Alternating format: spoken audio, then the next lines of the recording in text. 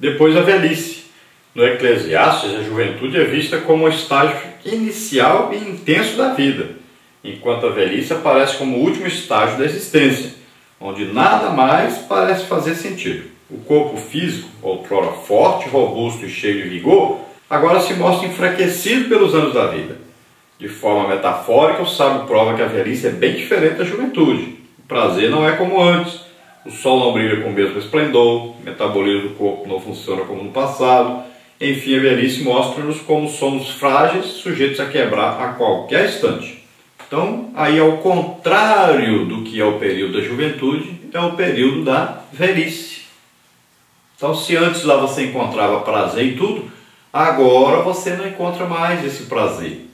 Agora você não tem mais a força física, você não enxerga mais direito, não escuta mais direito, não consegue se locomover rapidamente, você não tem mais o apetite por alimentação, como tinha quando era jovem, não tem o apetite sexual que tinha mais. Então tudo mudou.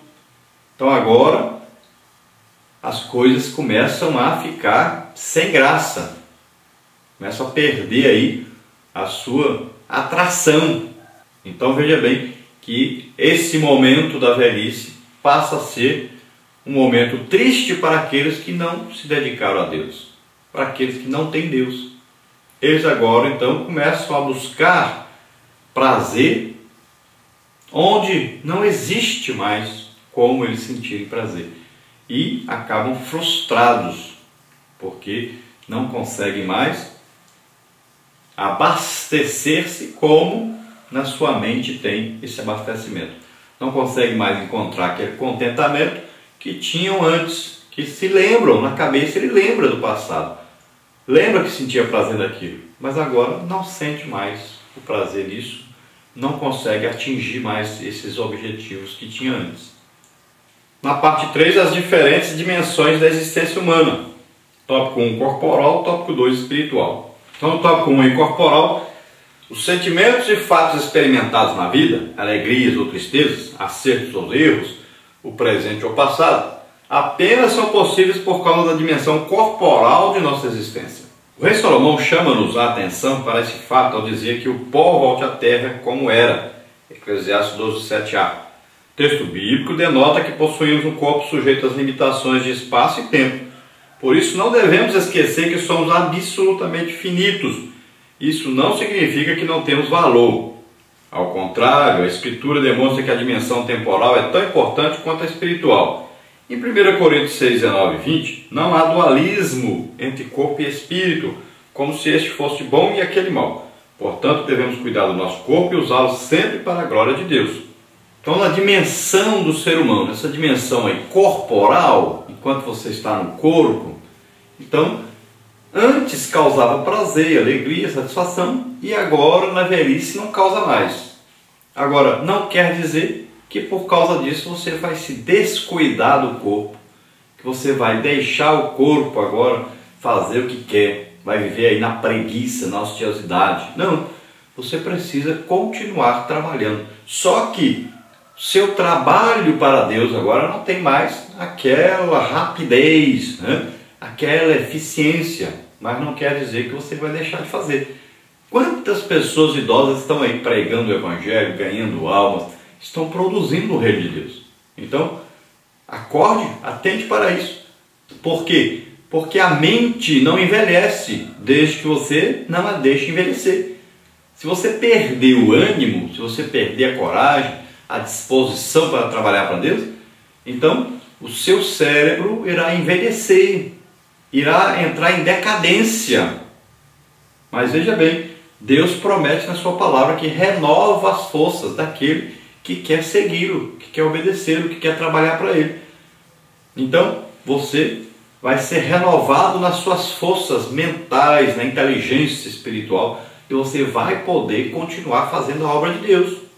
Agora, desde que você deseje fazer, que você seja impulsionado pelo Espírito Santo que está em você, basta dar lugar a Ele. Então Ele vai fazer com que você ainda produza muito fruto. Ainda na velhice, você vai produzir muito fruto, vai ganhar muitas almas para o Senhor. Esteja aí à disposição de Deus. No tópico 2, aí, então nós vamos ver a dimensão espiritual. Eclesiastes 12, 7b revela que possuímos uma dimensão espiritual da vida, pois o nosso espírito voltará a Deus que o deu. O contexto do capítulo 12 de Eclesiastes faz um contraste entre o temporal e o eterno, não deixando dúvidas que o termo hebraico roach, traduzido por fôlego, hálito e espírito, significa precisamente espírito como a parte imaterial do homem. Veja 1 Tessalonicenses 5:23, 2 Coríntios 5:8 e Filipenses 1:23. Assim como cuidamos da nossa dimensão material, devemos cuidar da espiritual, 2 Coríntios 7:1, 1 Timóteo 4:8. E apesar de o homem ser constituído por duas dimensões existenciais, a humana e a espiritual, elas não são independentes entre si, pois o homem é um ser integral, 1 Tessalonicenses 5:23. Então Paulo diz, mantenha corpo, alma e espírito irrepreensíveis, quer dizer, um está ligado ao outro. Enquanto você estiver vivo aqui na terra, você saiba disso. Você deve cuidar do corpo, da alma e do espírito. Como é que cuida do corpo? Então, você tem a alimentação necessária, não excessiva. Você precisa jejuar e você precisa fazer com que esse corpo esteja em alguma atividade. Como é que cuida da alma? A alma, ela deve ser alimentada pela palavra de Deus. Sempre você lendo e escutando a palavra de Deus. E o espírito? O espírito deve estar sempre em comunhão com Deus, em oração, né? Em oração tanto na sua linguagem normal, como na oração em espírito, em línguas. Então você manterá essas três partes aí trabalhando e ativas para Deus. Então você pode viver aí, quantos homens viveram 100 anos? Muitos. Então você pode viver até 100 anos servindo a Deus? Pode. Até 120 anos? Pode. Então, desde que você tenha esse desejo, né? Tenha essa esperança, que você tenha essa comunhão com Deus, então Deus vai mantê-lo, Deus vai estimulá-lo, Deus vai ajudá-lo a estar sempre fazendo a obra de Deus. Mas sempre pense nisso. Não se descuide nem do corpo, nem da alma e nem do espírito. Todos os três têm que ser mantidos aí, irrepreensíveis e em atividade com Deus, em comunhão com Deus. Na parte 4 nós temos aí prestando conta de tudo. Tópico 1, guardando o mandamento. Tópico 2, aguardando o julgamento. Então, tópico 1, guardando o mandamento. Após falar da brevidade da vida e da necessidade de se buscar em Deus um sentido para ela, o sábio conclui que o dever de todo homem é temer a Deus e guardar os seus mandamentos. Eclesiastes 12:13. Aqui há duas coisas que precisam ser ditas. Primeira, a vida é dinâmica, mas precisa de regras e normas. Segunda, é nosso dever ouvir e guardar a palavra do Senhor no coração. O mandamento divino é constituído de princípios eternos e, para o nosso próprio bem, temos de observá-los e acatá-los integralmente, fazendo tudo quanto o Criador requer de nós, pois esta é a vontade de Deus. 1 João 5:3. Então essa é a vontade de Deus, a vossa santificação, que vos abstenhais da prostituição, como está lá em Tessalonicenses, né? E você tem que saber que você precisa se dispor. Deus quer usar a todos. Ele só está procurando quem se dispõe, quem se coloca à disposição para que Ele use.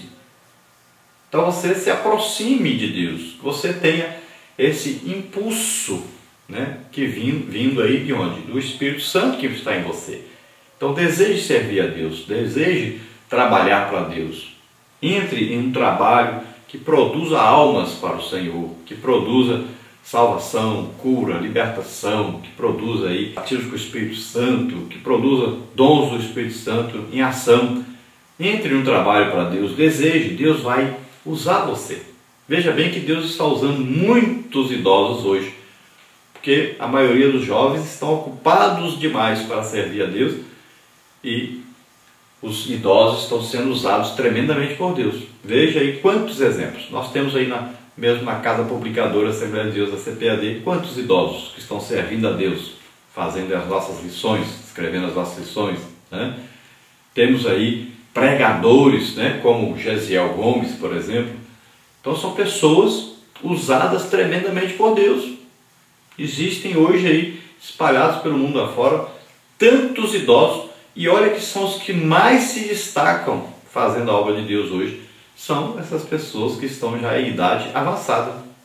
Então nós devemos saber, a vida é dinâmica, você pode produzir sempre. Agora, existem normas, existem regras. Você tem que saber até onde você pode ir e saber que sempre você está debaixo da autoridade de Deus. Nós temos um dono, e é Deus. E saber sempre que você é templo do Espírito Santo, morada de Deus na terra. Então, cuidado com o que você vai fazer com o seu corpo. Tópico 2, aguardando o julgamento. Nas últimas palavras do Eclesiastes, há uma séria advertência sobre o julgamento a que todo ser humano está sujeito. O pregador diz que Deus há de trazer a juízo toda obra e até tudo o que está encoberto, quer seja bom, quer seja mal. Eclesiastes 12:14. As nossas obras e ações serão avaliadas por Deus, pois para Ele os valores estão bem definidos. O certo e o errado nunca mudam. O termo hebraico mishpat, usado nas últimas palavras de Salomão, possui o sentido jurídico de tomada de decisão. Chegará, pois, o dia da prestação de contas de todos os homens. O justo juiz decidirá o nosso destino. Romanos 14, 10 e 12. Tais palavras não são intimidatórias, mas um convite a viver com a responsabilidade diante de Deus e da sociedade.